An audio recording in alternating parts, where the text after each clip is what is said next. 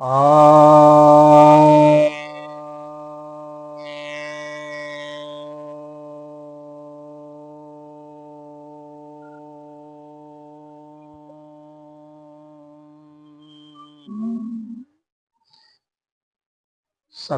भक्तजनों को सप्रेम नमन।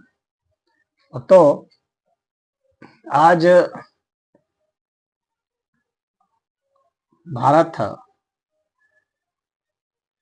युद्ध के मुहाने पर खड़ा है। पहलगाम में जो आतंकवादी जिहादी हमला हुआ, जिसमें हिंदुओं को चुन चुन के मारा गया और हिंदुओं को बचाने में एक मुस्लिम भी मारा गया, तो अब यह इतना बड़ा रूप धारण कर दिया है कि भारत को अब युद्ध करने की नौबत आ गई है। क्योंकि देश के नागरिकों की सुरक्षा ये प्रथम कर्तव्य है। आर्थिक विकास और अन्य चीजें तो बात की चीजें, सबसे पहले तो लाइफ है, जीवन है तो सब है, सबसे बढ़ के जीवन है। तो जीवन की सुरक्षा का दायित्व तो सरकार को उठाना ही पड़ेगा, जिम्मेवारी लेनी ही पड़ेगी। और जिम्मेवारी का मतलब है कि जो लगातार खतरे आ रहे हैं, उसी तरह से उन खतरों को कोई आज से नहीं आ रहे हैं, पहले से ही आ रहे हैं। जब से बना है भारत पाकिस्तान, तब से ही आ रहे हैं।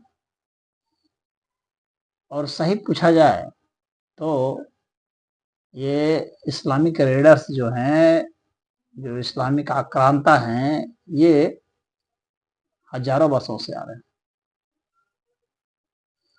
और आज भी ये खतरा न सिर्फ बाहर से बल्कि भीतर से भी बने हुए हैं।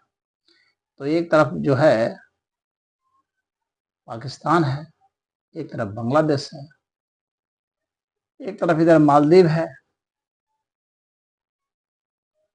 तो ये जो है ये खतरे वाले इस्लामिक स्टेट हैं जो भारत के पड़ोसी हैं। एक अफगानिस्तान भी है, लेकिन अभी अफगानिस्तान को स्ट्रेटेजिकली भारत ने थोड़ा अपने में मिला लिया है। पैसे वगैरह देते रहते हैं तो मिले रहते हैं। और सबसे बड़ा खतरा तो चीन है। सही में देखा जाए तो वैसे तो अभी जो ये घटना घटी है तो बहुतों ने आलोचना कर दी, साथ हो गए, क्योंकि यह न्याय संगत भी है। सब लोगों ने देखा कि निरीह निहत्थे लोगों के ऊपर गोली चलाई गई आतंकवादियों द्वारा। हालांकि वे जो है आतंकवादी ऐसे नहीं थे जो कि कहीं इधर उधर से आए थे, बल्कि वे सेना के ट्रेंड कमांडो वगैरह थे। उनके शूटिंग का अंदाज यही बताता है। तो सभी को आलोचना करनी पड़ी, पाकिस्तान का कोई सहायक इसमें नहीं हुआ। यहाँ तक कि चीन को भी आलोचना करनी पड़ी। और स्वयं पाकिस्तान में भी विरोध के स्वर उठे कि नहीं, यह गलत हुआ है। और उनके जो डिफेंस मिनिस्टर हैं, उन्होंने भी कहा कि ये गलत हुआ है, हम लोग आतंकवाद को पनपा रहे हैं। लेकिन उन्होंने दोष दिया कि अमेरिका और ब्रिटेन ये हमें फंड देते थे, जिससे कि हम 30 वर्षों से आतंकवाद को पनपा रहे थे। पाकिस्तान मूलतः जो है वह जो इस्लामिक स्टेट है, तो शिक्षा से तो कोई मतलब है नहीं, मतलब एडवांस शिक्षा से। वो तो मदरसे वाली शिक्षा से अपना काम चला रहा है। और कुछ वो उत्पादन कर नहीं सकता, आधुनिक उत्पादन। तो जो सुई नहीं बना सकता, वो परमाणु बम क्या बनाएगा। तो सब कुछ उसका इम्पोर्टेड होता है, बाहर से लेता है। और वो ले करके क्या करता है, अपनी सेना को बढ़ाता है। और सेना को बढ़ा करके उसके संविधान में भी ऐसा दे दिया कि सेना को पावरफुल स्टेट पर पहुंचा दिया गया है। सेना के पास ही वहां वास्तविक पावर है, वहां कोई बैलेंस ऑफ पावर नहीं किया गया जैसे भारत का संविधान में किया गया। तो भारत की सेना सरकार के अधीन है, लेकिन वहां जो है सरकार जो है सेना के अधीन है। तो सारे जो हैं मिलिट्री के जो जनरल्स हैं वही फैसला करते हैं, तो वही आतंकवादियों को भी पालते हैं और देश पूरे विश्व में भेजते हैं आतंकवादियों को। यानी उनका यह इंडस्ट्री है और कमाने का यह धंधा है। इसलिए पाकिस्तान भी चाहता था कि ऐसा काम किया जाए कि युद्ध शुरू हो जाए, क्योंकि उसके पास पैसे कमी हो गई है। तो और कमाने का जरिया सिर्फ आतंकवाद ही है। तो ऐसा तो है नहीं कि कुछ बहुत बढ़िया एक्सपोर्ट कर रहे हैं, किसी चीज का उत्पादन कर रहे हैं। तो भूखा मरने वाला देश है, शिक्षा से वैर है, विज्ञान से वैर है, तो कहाँ से आगे बढ़ेगा। तो यह हर समय वे भी दावा करते रहते हैं कि हम लोग पास परमाणु बम है।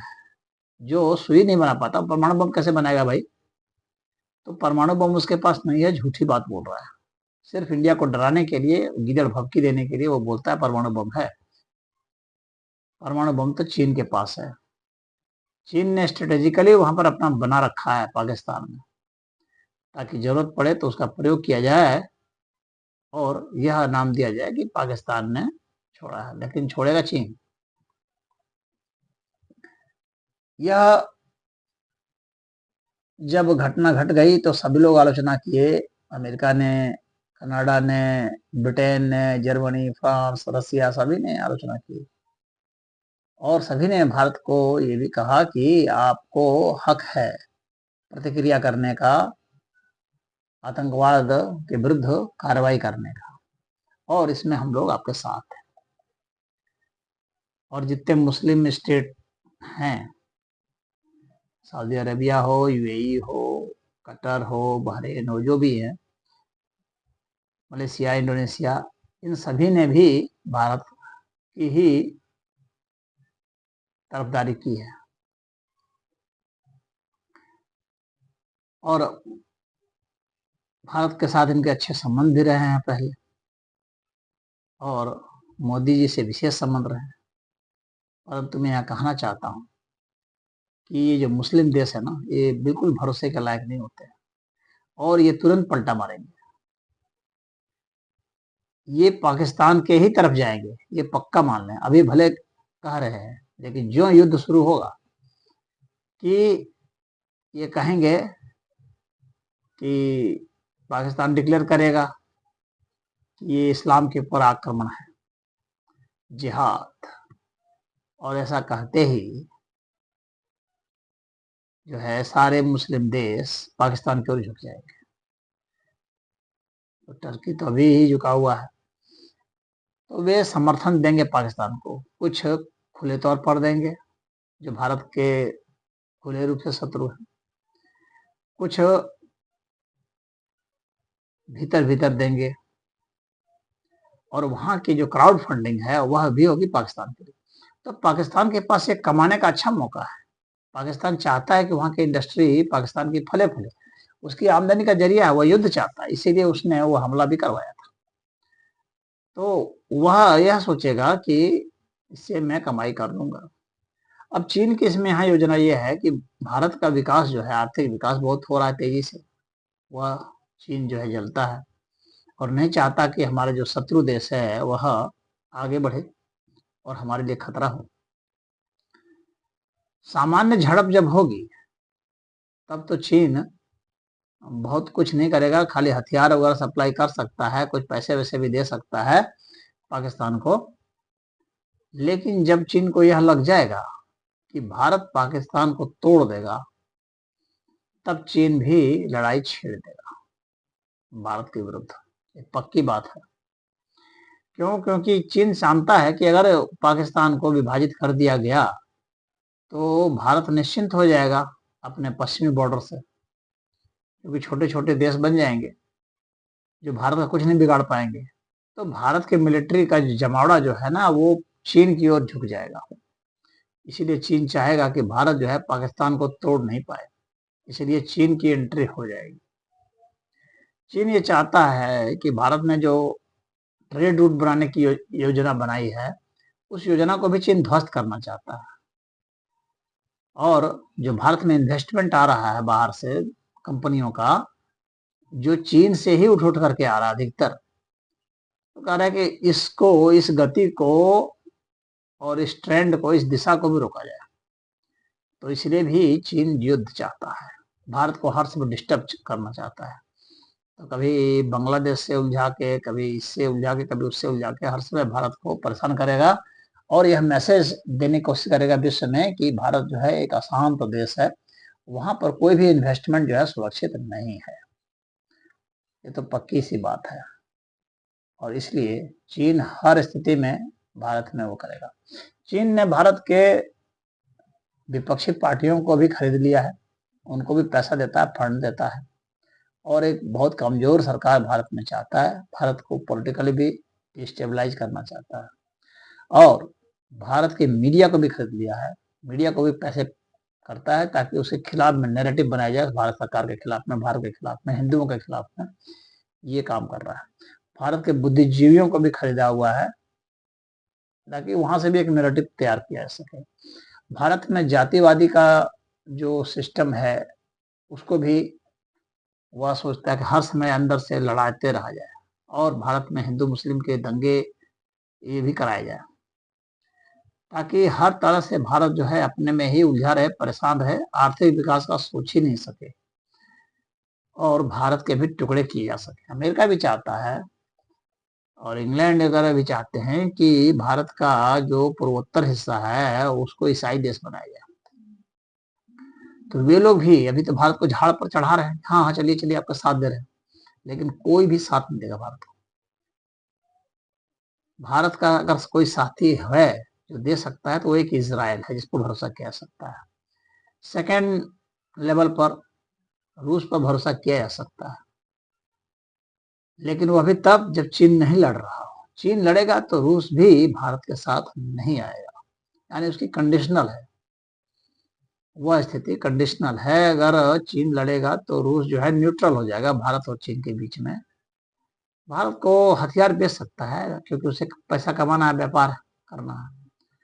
तो मतलब भारत का आधा साथ देगा, पूरा साथ नहीं देगा, आधा साथ वो चीन का भी देगा। तो इस तरह से रशिया पर भी बहुत भरोसा नहीं किया जा सकता है।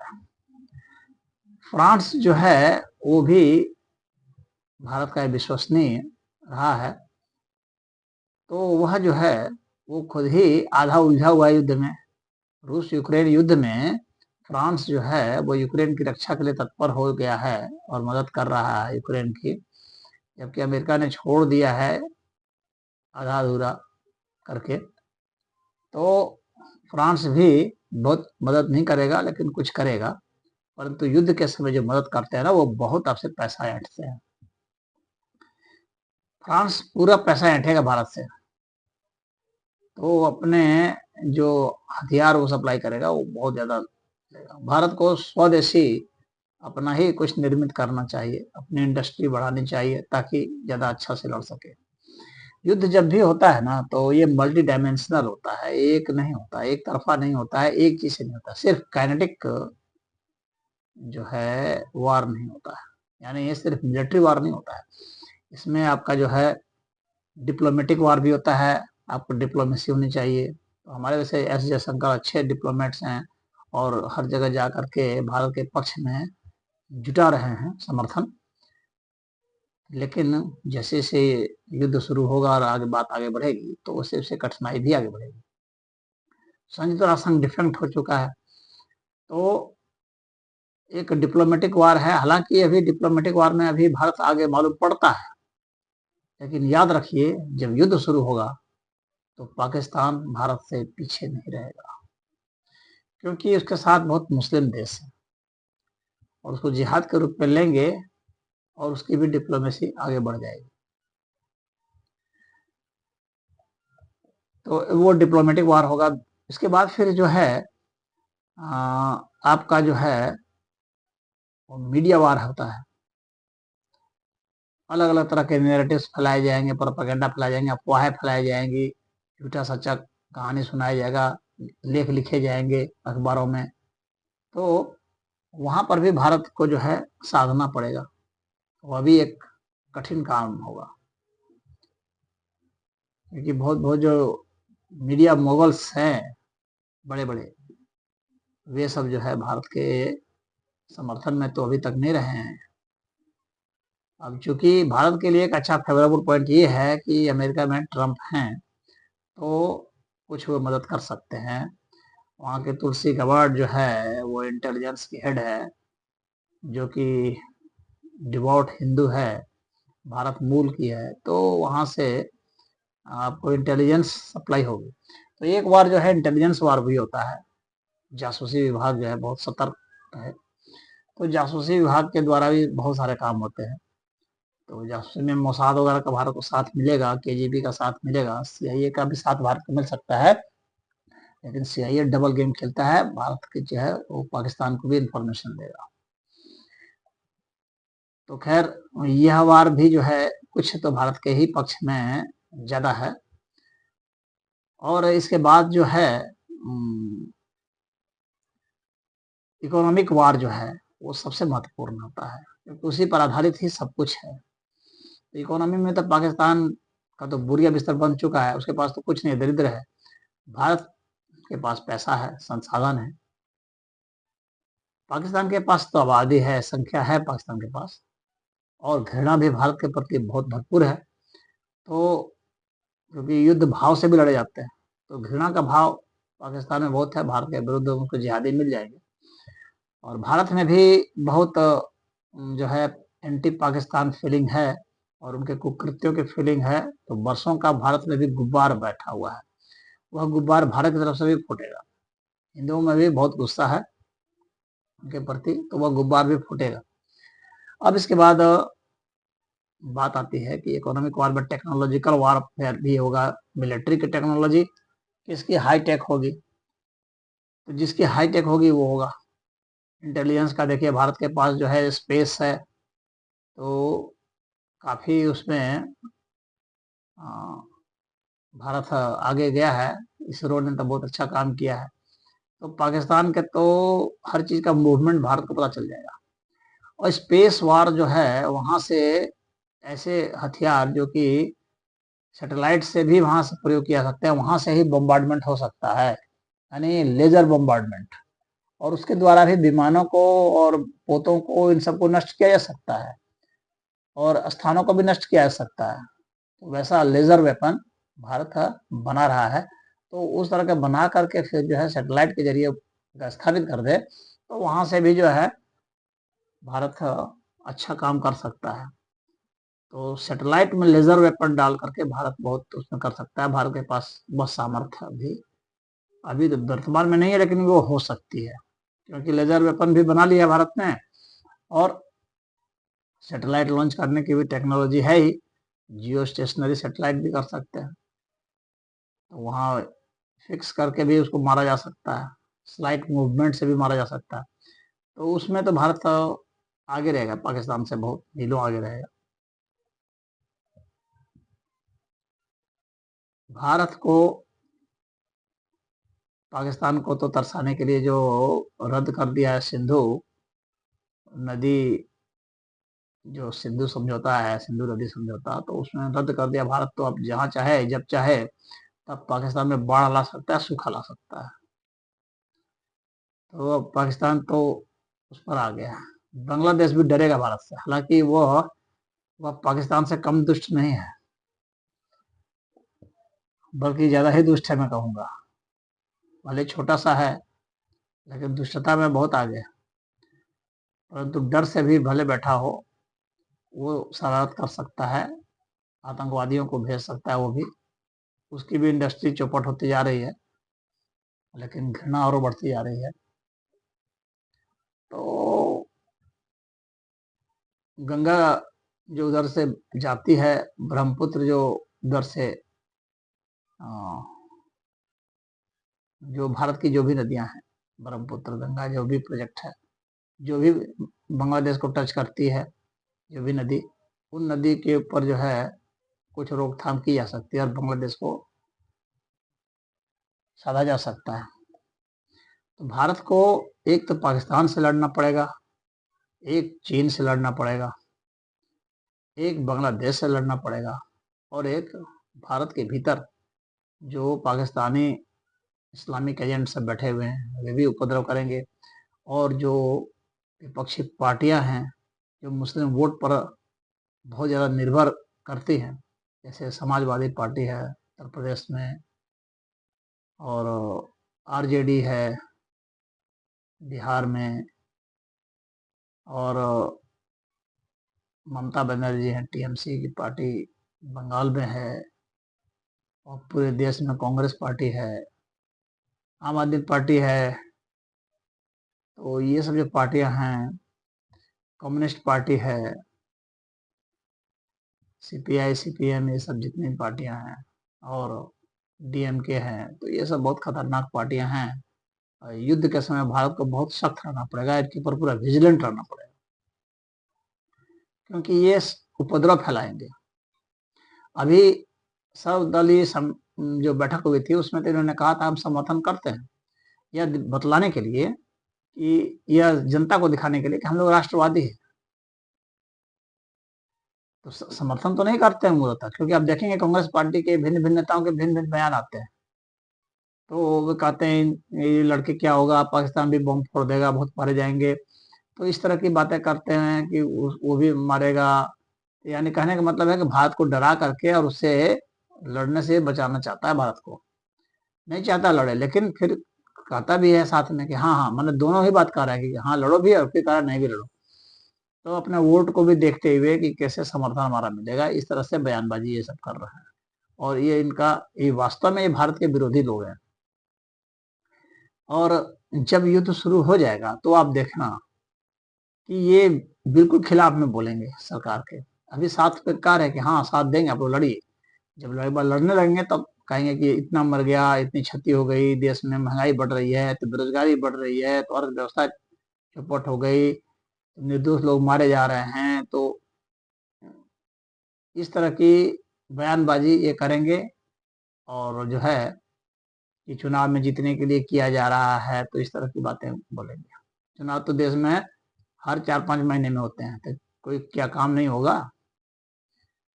तो ये इस तरह की भाषा बोलेंगे, इसलिए इनको कंटेंट करना, इनको जो है संतुष्ट करना, इनके ऊपर नियंत्रण, निगरानी सब रखना, और बाहर से फंडिंग भी आएगी, तो उन फंड के ऊपर उपद्रव फैलाने के लिए, दंगे फसाद फैलाने के लिए, उसके ऊपर जो है वह भी जरूरी होगा। भारत में बहुत सारे कुछ कवि हैं, कुछ गायिका हैं, गायक हैं, कुछ डांसर हैं, फिल्म स्टार हैं, ये सब फिल्म बनाने वाले, ये सब सारे जो है ना, ये इन सारे को अच्छा से सरकार को इनके ऊपर नजर रखनी होगी, क्योंकि इनमें बहुत सारे ऐसे हैं जो कि एजेंट का काम करते हैं और पैसा लेते हैं, डी कंपनी से लेते हैं, और आईएसआई से लेंगे, और दूसरे और भी देशों से लेंगे, ये बाहर जाएंगे तो वहां से लेंगे, और फिर जो है पाकिस्तान की एक और कमाई है, वो है ड्रग की कमाई। तो वो जो काला धन जो पैदा करते हैं, ड्रग ट्रैफिकिंग का, ह्यूमन ट्रैफिकिंग का, ये सब तो बेचते हैं जाके, तो इन सब से भी सावधान रहना पड़ेगा। बहुत स्कीम बना बना करके सब ये सब रखे हैं। वहाँ लड़की यहाँ के हो, आदमी वहाँ का हो, शादी करके यहाँ बच्चा पैदा कर रहा हो, ये सब बहुत चलता है। और भारत की आबादी को अधिक से अधिक जो है बदलना चाह रहे हैं, ये इस्लामिक आबादी बनाना चाह रहे हैं, ताकि सरकार उनके अनुरूप बन जाए। और इसको भारत ने भांप लिया है और तोड़ने की स्कीम बना दी गई है।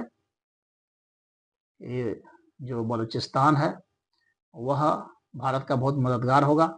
बलूचिस्तान अपनी आज़ादी के लिए, स्वतंत्र देश बनाने के लिए सदियों से छटपटा रहा है, तो इस बार भारत को पूरी मदद करनी चाहिए, और वही भारत का सबसे मददगार होगा, तो वहां से वो पाकिस्तान को खदेड़ सकता है।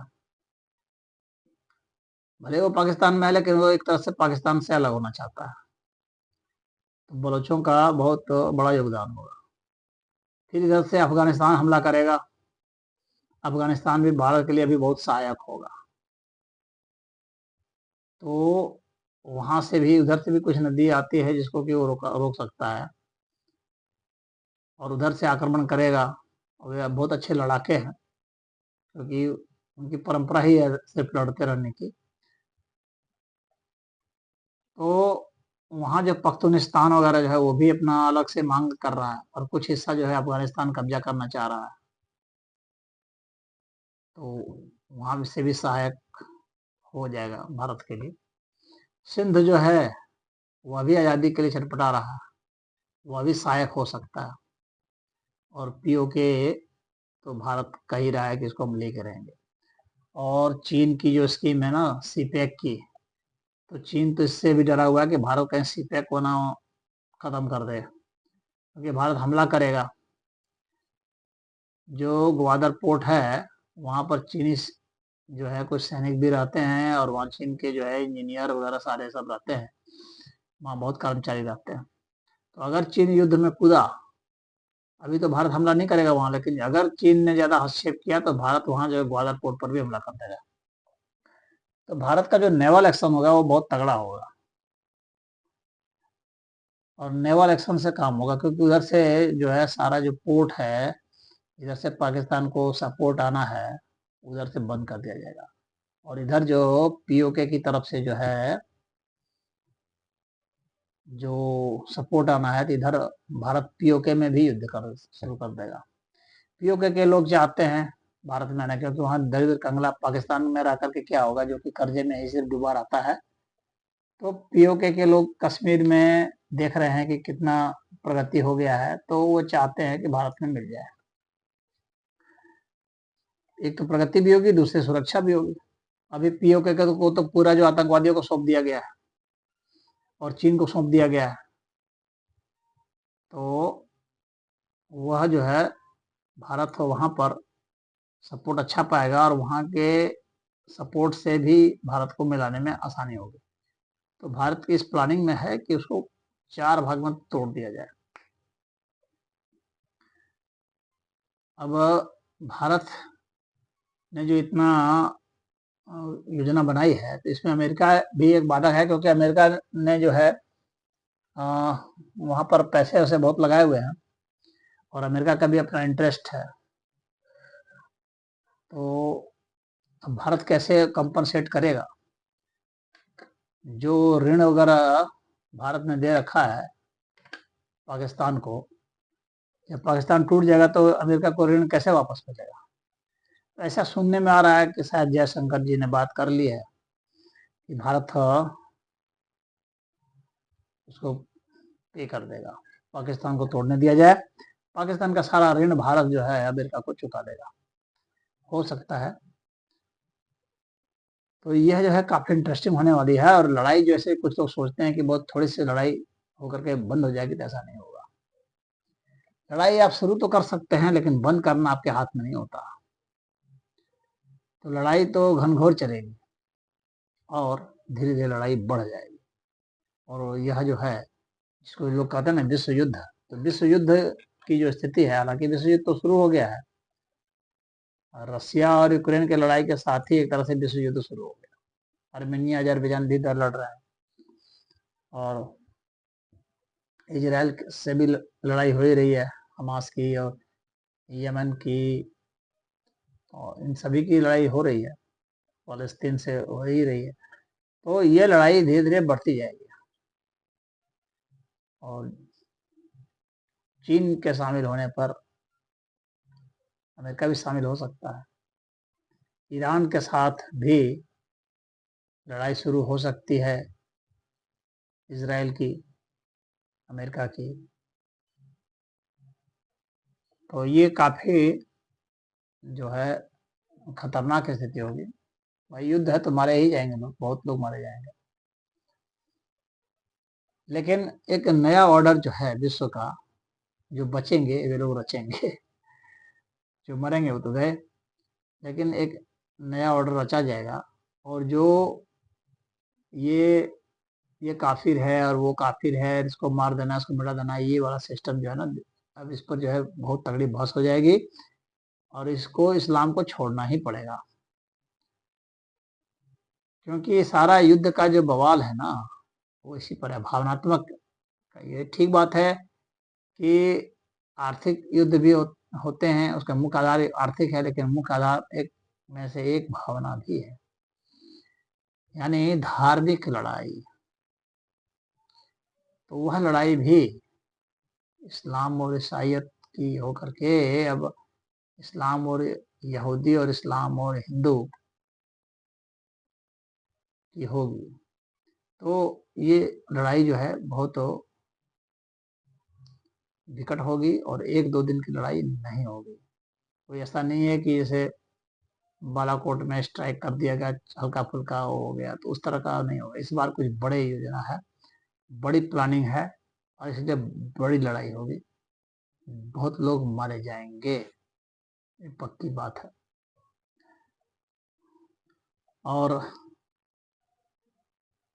जब भारत तब अच्छा से लड़ सकता है, इस बार भारत अच्छा से लड़ सकता है इसलिए क्योंकि भारत सदैव तभी अच्छा से लड़ सकता है जब धर्म के साथ।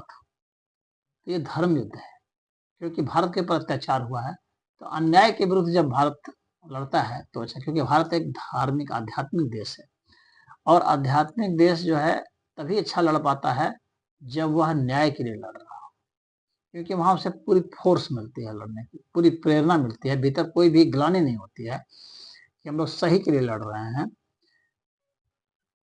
सबके लिए लड़ रहे हैं। तो इसलिए भारत इस लड़ाई को अच्छे से लड़ेगा, हालांकि कई फ्रंट पर लड़ना पड़ेगा। और उसमें अब म्यांमार की जो है अराकान आर्मी जो है वह भी बहुत काम आएगी बांग्लादेश के विरुद्ध में। तो ये सब लड़ाई काम आएगी। मालदीव को तो भारत ने ठंडा कर दिया है, अब श्रीलंका को भी बहुत कुछ ठंडा कर दिया है, लेकिन श्रीलंका भी कम्युनिस्ट है वहाँ सरकार, तो कम्युनिस्ट सरकार पर भी बहुत भरोसा नहीं किया जा सकता है। वह भी डबल गेम खेल सकते हैं चीन के साथ मिल करके, लेकिन चूंकि उसे रहना यहीं पर है भारत के साथ, तो वह भी अपनी कुछ योजना बनाया ही होगा। तो वो पूरा भारत के विरुद्ध में तो नहीं जाएगा, लेकिन भीतर से वह भीतरघात कर सकता है, ये सावधान की जरूरत है। कहने का मतलब है कि भारत अगर किसी पर ज्यादा भरोसा कर सकता है तो वह एक इजराइल है और थोड़ा बहुत फ्रांस भी है, और जब तक चीन नहीं आता तब तक रसिया भी है। इतने तक ही भरोसा कर सकता है, बाकी सब दोगले हैं और भारत को नुकसान ही पहुंचाएंगे। और कोई भारत का वास्तव में सच्चा हितैषी नहीं है, भारत को अपने बल पर ही युद्ध करना होगा। नेपाल है भारत के बगल में, तो नेपाल भी जो है भारत से ब्लैकमेलिंग करता है। हालांकि हिंदुओं की बहुतायत है वहाँ, लेकिन सरकार वहाँ कम्युनिस्टों की है, और जो कम्युनिस्ट सरकार जो है वो चीन की ओर ही झुकी होगी। तो उधर से भी भारत को बहुत कोई मदद की उम्मीद नहीं रखनी चाहिए। और जो भूटान वगैरह हैं ये तो भारत के ऊपर ही मतलब आश्रित हैं, तो ये क्या मदद कर सकते हैं? ये बस इतना ही मदद कर सकते हैं कि उधर से चीन को घुसने न दें, बस इतना ही कर सकते हैं, और कोई बहुत ज़्यादा कुछ नहीं कर सकते हैं। अब अमेरिका का गेम इसमें बहुत महत्वपूर्ण होगा, अमेरिका की भूमिका। अमेरिका को भारत साधने की बहुत कोशिश किया है और आज भी कर रहा है, आगे भी करेगा, लेकिन अमेरिका जो है एक व्यापारिक देश है, तो वो अपना हथियार बेचेगा, अपना सामान बेचेगा, तो उसी हिसाब से योजना से वो चलेगा। लेकिन इस बार खुलेआम भारत का विरोध वो नहीं करेगा, ये बात पक्की जानता है, क्योंकि वो अभी अपना भविष्य देख रहा है।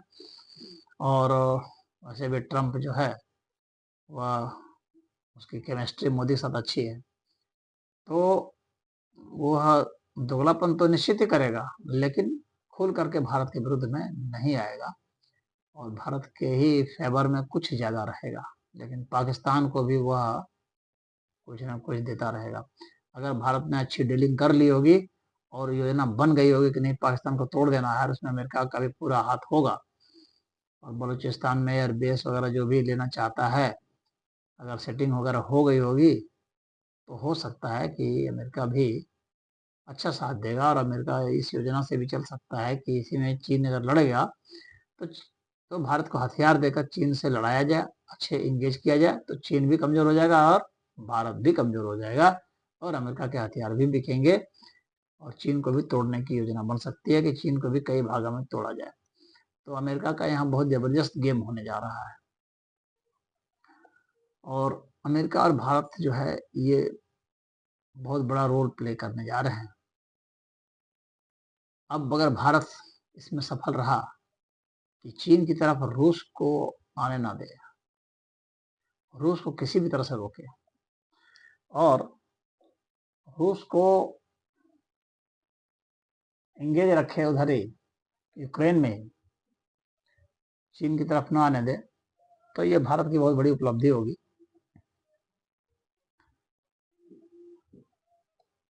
तो यह जो है काफी दिलचस्प होगा और जब युद्ध समाप्त होगा संयुक्त राष्ट्र संघ की भी कोई भूमिका नहीं, फिर कोई नया ही संगठन बनाना पड़ेगा जो कि वास्तव में युद्ध के माहौल में कुछ अच्छी भूमिका निभा सके। ये संयुक्त राष्ट्र संघ तो बेकार हो गया, एक टॉकिंग क्लब के सिवाय कुछ नहीं रह गया, कोई पावर नहीं, कुछ नहीं उसको है। तो इसके बाद तो एक नई परिस्थिति बनेगी। तो अब यह जिसको सामान्य लोग समझते थे विश्व युद्ध जो लोग चीख चिल्ला रहे थे और बहुत लोग उम्मीद करते कब होगा कब होगा, तो हो तो रहा है बहुत पहले से ही, लेकिन अब वो देखने नहीं आएगा। इसके अलावा एक और चीज का जिक्र करना जरूरी है और वो है बायोलॉजिकल वारफेयर। इसमें जो अपना जो है कई तरह की महामारियां बीमारियां जो हैं जो लोग बना बना के रखे हैं, वायरसेस और बैक्टीरिया फफूंद सब छोड़ेंगे और एक दूसरे देश पर वार करेंगे। ये बहुत ही खतरनाक होगा, इसमें आम आदमी बहुत मरेंगे, यह बहुत विभत्सकारी होगा। ज्योतिषी लिहाज से भी अगर देखा जाए तो अभी जो परिस्थितियां हैं वह विश्व युद्ध की ओर ही पूरा संकेत कर रही हैं। 2020 से ही चल रहा है यह, और यह निश्चित रूप से अभी और आप 4-5 वर्ष और मान सकते हैं। तो इस तरह से यह युद्ध लंबा चलेगा। तो अभी जो स्थिति है तो काफी भयानक हो चुकी है और युद्ध को टाला नहीं जा सकता है, युद्ध को अब लड़ा ही जा सकता है। और उसी में कौन बुद्धिमानी से लड़ ले, कौन टेक्नोलॉजी का विस्तार कर ले, इसी में कौन जो अच्छे अच्छे वेपन भी बना सकता है। क्योंकि एक युद्ध की भी एक इकोनॉमिक्स होती है, वार इकोनॉमिक्स भी होती है, उसमें भी जो है आप अच्छे अच्छे हथियार बना सकते हैं, अनुसंधान कर सकते हैं और उसके जरिए भी बहुत कमाई कर सकते हैं। तो जो समर्थ देश है उनके पास अपने वार इकोनॉमी को भी मजबूत करने का अच्छा मौका है। और फिर जो है फार्मास्यूटिकल इंडस्ट्रीज के पास भी बहुत अच्छे मौके हैं, क्योंकि बहुत सारी महामारियां फैलेंगी तो उसमें बहुत सारे वैक्सीन बनेंगे, बहुत सारी दवाइयां आएंगी। तो ऐसे में भी बहुत सारे मौके हैं फार्मास्यूटिकल इंडस्ट्रीज के पास अपनी इकोनॉमी को बढ़ाने का।